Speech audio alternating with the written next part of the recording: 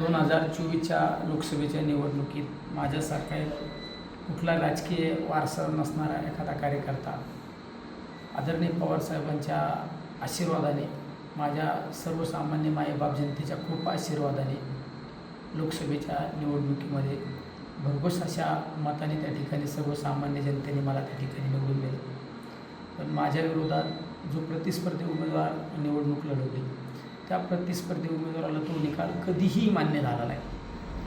त्या प्रतिस्पर्धी उमेदवाराने माझ्या विरोधात खोट्या नाट्या तक्रारी दाखल करून मला त्या ठिकाणी हायकोर्टात त्या ठिकाणी खेचण्याचा प्रयत्न केला.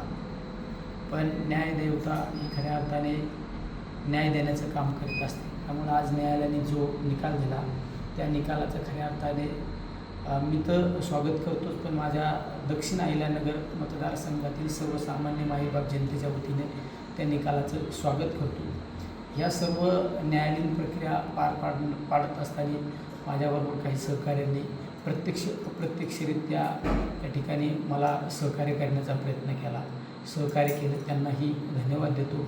आणि न्यायव्यवस्था ही आजही अखंडितपणे अबाधित आहे हीच या ठिकाणी सांगू इच्छितो.